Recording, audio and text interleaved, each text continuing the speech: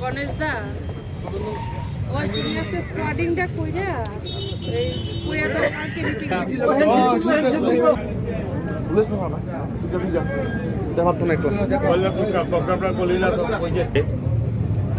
আমাদের এই নির্বাচন অফিস আমরা শুভ উদ্বোধন করেছি এবং এই অনুষ্ঠানে আমার সঙ্গে আমার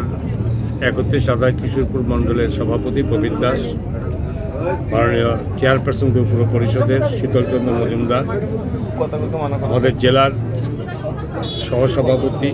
সবিতা নাগ এবং এখানে আমাদের 31 আদায় কিশোর মণ্ডলের মহিলা মোর্চার সভাপতি ভ্রমর সোম, আমাদের উন্নতি জেলার তফসিলি জাতির সভাপতি গোপাল দাস এবং এছাড়াও আমাদের বুথ প্রেসিডেন্ট, এখানকার কয়েকটা বুথ কয়েকটা বুথ প্রেসিডেন্ট,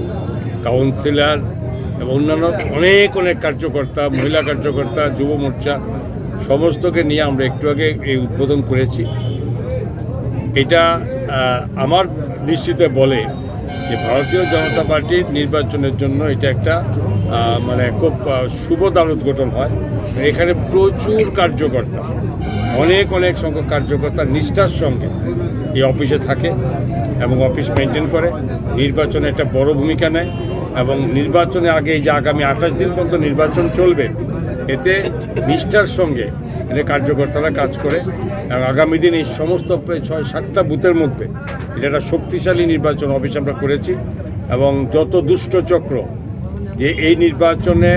ভারতীয় জনতা পার্টি কোনো চিন্তার কারণ নেই। মানুষের সমর্থনে, মানুষের বিশ্বাস আমরা আগামী 2023-এর এই 2023-এর নির্বাচন আমরা জয়লাভ করবো। এটা আমাদের কোথাও চিন্তা নেই। চিন্তা এই জায়গাতে যেভাবে লেফট ফ্রন্ট এবং কংগ্রেস পার্টির যেখানে যোগ সাজসে যারা পুরনো যে ঐতিহ্য দ্বারা সন্ত্রাস করা, খুন করা, মহিলাদের নির্যাতন করা, একটা সন্ত্রাসের পরিবেশ তৈরি করে, এইটা থেকে যাতে ব্যাহত করতে পারে সজাগ থেকে সতর্কতার সঙ্গে কার্যকর্তারা এটা পালন করতে পারে, এটা আমার আজকে অফিস উদ্বোধনের সঙ্গে আমার আবেদন থাকলো। এবং সেই সময় কিছুদিন আগে, বেশি 2 দিন আগে, যেখানে আমাদের 34 নম্বর আমাদের বুথের যে অফিস হয় এবং সেটাকে তারা নষ্ট করে দিয়েছে, জ্বালিয়ে দিয়েছে এবং আগামী দিনে আমাদের এই কার্যকর্তা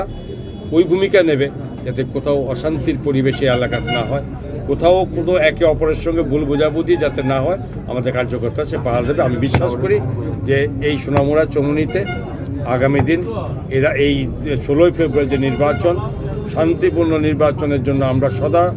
আমরা সতর্ক, কিন্তু দুষ্ট চক্রকে